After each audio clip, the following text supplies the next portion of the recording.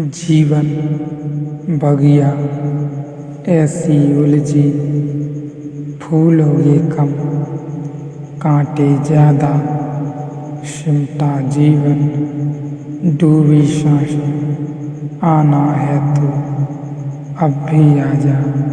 यदि आपने अभी तक अंतिम अध्याय नहीं देखा है तो कृपया करके अंतिम अध्याय देखें, उसके बाद ही इस अध्याय में प्रवेश करें। बिना अंतिम अध्याय देखे इस अध्याय को समझ पाना थोड़ा मुश्किल है।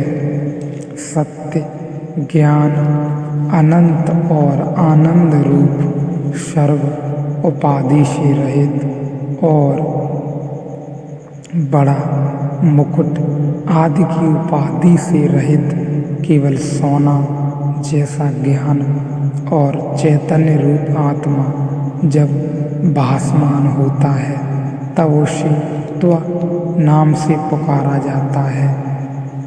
ब्रह्मा सत्य, अनंत और ज्ञान रूप है। जो अविनाशी है वह सत्य कहलाता है। देश, काल, वस्तु आदि निर्मितों का नाश होने पर भी जिसका नाश नहीं होता वही अविनाशी है।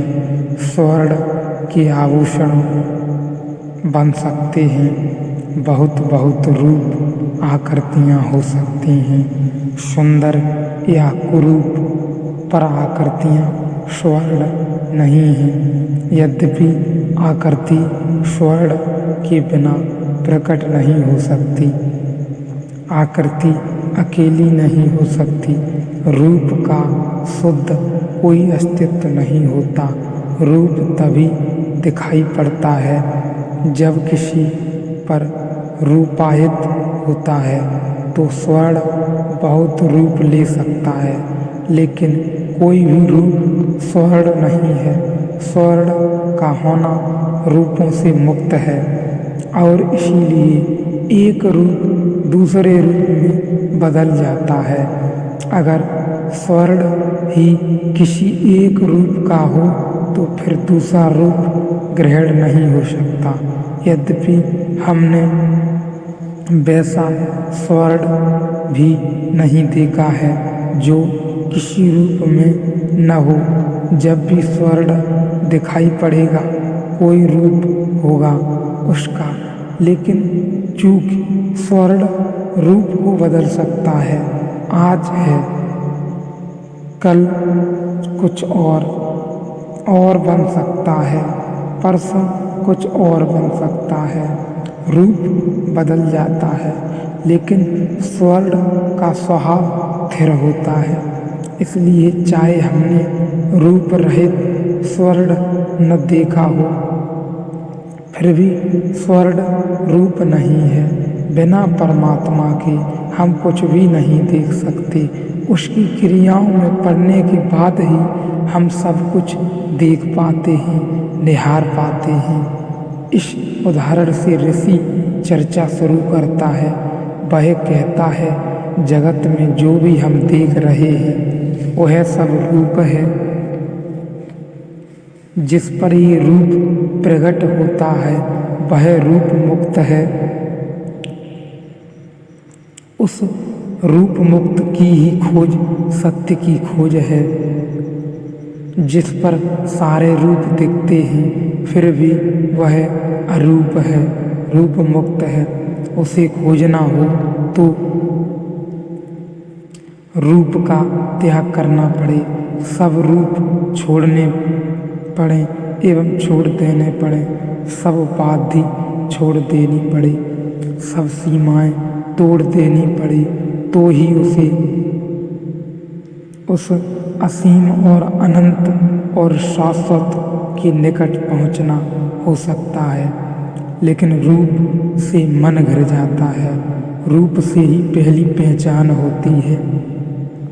आकार ही पहले दिखाई पड़ता है, निराकार से तो कोई मिलन बाहर होता नहीं। बाहर जो भी दिखाई पड़ता है सब आकार है, इसीलिए हम आकार से ग्रस्त हो जाते हैं। और यह भूल ही जाते हैं कि जो है वह निराकार होगा, अन्यथा इतने आकार कैसे ले सकता था। बीज है, अभी बीज है, कल वृक्ष हो जाएगा।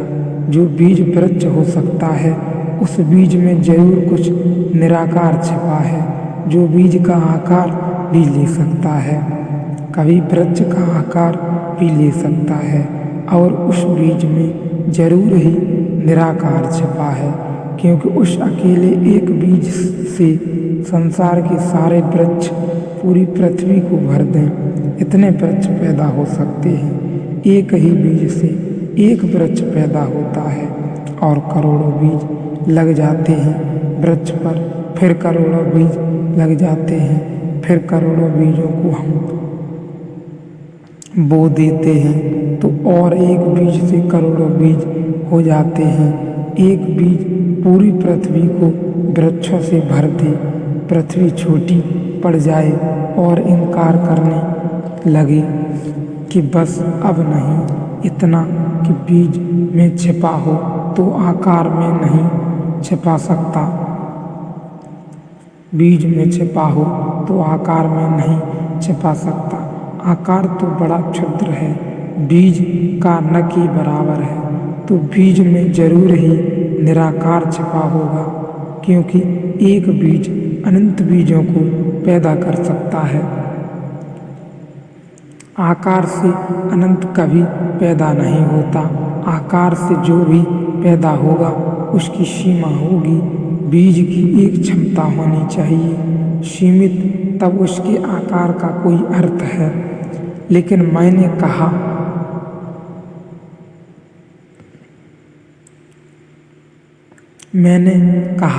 एक पृथ्वी को भर दें, यह भी छोटी बात है।